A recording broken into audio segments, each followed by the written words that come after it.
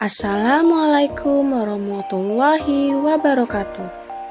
Di sini saya akan membahas tentang kampanye praktik baik, yakni penerapan scaffolding pada zone of proximal development, yaitu untuk memenuhi tugas ujian akhir semester. Sebelumnya, perkenalkan dulu, nama saya Helen Widya, mahasiswa PPG Prajabatan, Gelombang 1 tahun 2023 Universitas Jember. Kampanye praktik baik ini digunakan untuk memenuhi tugas UAS mata kuliah Perspektif Sosiokultural dalam Pendidikan Indonesia, di mana dosen pengampu saya sendiri adalah Prof. Dr. I. Ketut Mahardika MSI. Kampanye praktik baik ini saya lakukan pada pembelajaran IPA siswa kelas 7 di SMP Negeri 10 Jember.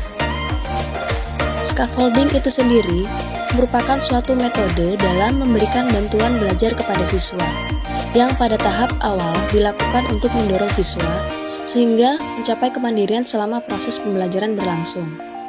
Usaha guru dalam memberikan bantuan kepada siswa bertujuan agar pembelajaran dapat tercapai secara maksimal.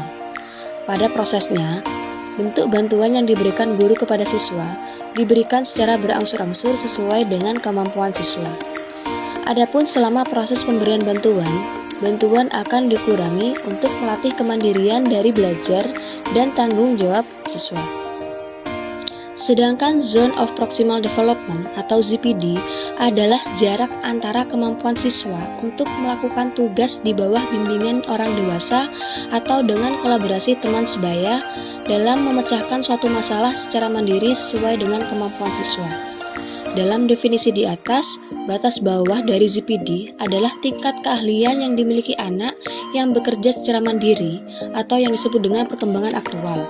Sedangkan batas atas adalah tingkat tanggung jawab tambahan yang dapat diterima oleh anak dengan bantuan instruktur atau yang disebut dengan taraf potensial. Selanjutnya, scaffolding pada zone of proximal atau ZPD. Nah, scaffolding sebagai praktik berbasis konsep ZPD Vygotsky didefinisikan sebagai daerah perkembangan terdekat. Nah, Vygotsky membedakan dua tingkat perkembangan seseorang, yaitu tingkat perkembangan aktual dan tingkat perkembangan potensial. Tingkat perkembangan aktual tercermin dalam kemampuan siswa untuk menyelesaikan tugas atau memecahkan masalah secara mandiri. Sementara tingkat perkembangan potensial melibatkan kemampuan siswa untuk menyelesaikan tugas dan memecahkan masalah dengan bimbingan guru atau berkolaborasi dengan teman sebaya yang lebih kompeten. Berikutnya, penerapan scaffolding pada Zone of Proximal Development pada mata pelajaran IPA materi pemuaian di SMPN 10 Jember. Scaffolding dapat diterapkan dalam berbagai konteks pembelajaran termasuk pembelajaran IPA di SMP. Penerapan scaffolding pada ZPD memberikan landasan untuk menciptakan pengalaman pembelajaran yang efektif dan adaptif.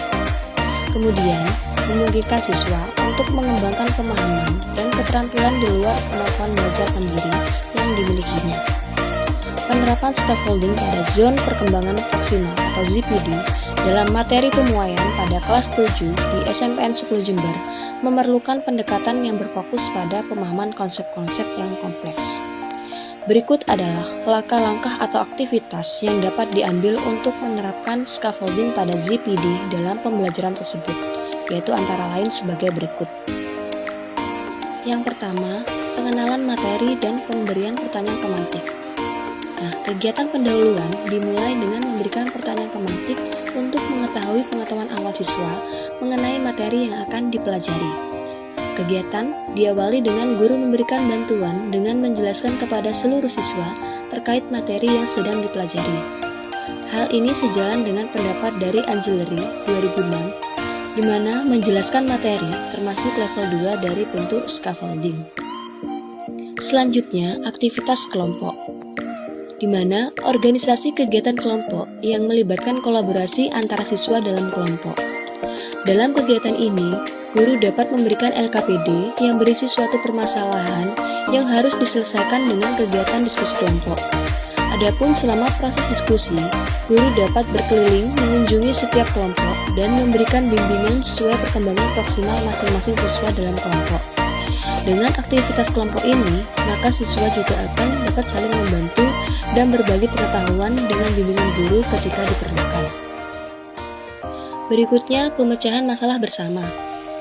Guru mendorong siswa untuk berpartisipasi dalam pemecahan masalah bersama. Hal ini dapat melibatkan diskusi kelompok atau proyek kolaboratif yang menuntut pemahaman konsep secara menyeluruh. Hal ini sejalan dengan teori Vygotsky, di mana kemajuan perkembangan kognitif anak dapat diperoleh sebagai hasil dari interaksi sosial dengan orang lain. Selanjutnya, modeling oleh guru. Guru dapat memberikan model atau contoh yang jelas terkait dengan materi. Nah, dalam hal ini yaitu terkait materi pemuaian. Melalui contoh ini, siswa dapat melihat penerapan konsep dalam konteks nyata. Dengan menjadi modeling bagi siswa, akan membantu memberikan pemahaman bagi siswa terkait percobaan atau praktikum mengenai pemuaian. Kemudian setelah guru memberikan contoh atau menjadi modeling bagi siswa, maka nantinya guru akan meminta siswa untuk melakukan hal yang sama secara mandiri. Nah, hal ini sejalan dengan teori belajar sosial Bandura. Berikutnya, pengembangan keterampilan praktis. Libatkan siswa dalam kegiatan praktis, seperti melakukan percobaan atau praktikum, yaitu untuk memperkuat pemahaman mereka mengenai konsep pemuaian. Hal ini sejalan dengan yang dikemukakan oleh Sari dan Surya 2017 yang menyatakan bahwa teknik scaffolding dapat menstimulus keterlibatan siswa untuk aktif dalam proses belajarnya, di mana siswa diberikan bantuan atau bimbingan agar dapat lebih terarah dalam mencapai tujuan pembelajaran. Adapun dalam kegiatan ini, guru harus tetap memantau dan membimbing siswa.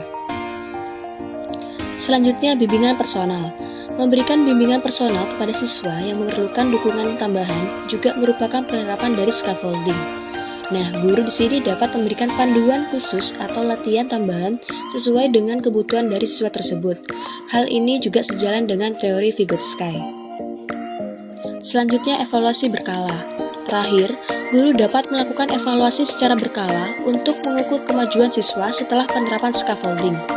Gunakan metode evaluasi yang mencakup pemahaman konsep dan penerapan pengetahuan dalam konteks pemuaian agar dapat mengukur ZPD siswa setelah penerapan scaffolding.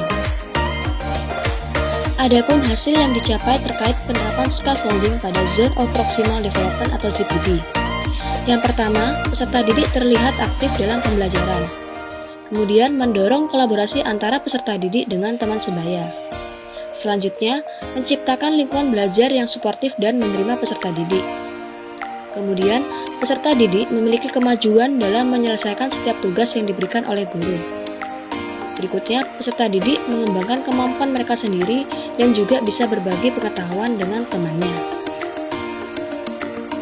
Sekian pembahasan dari saya. Thank you for watching. Bye-bye.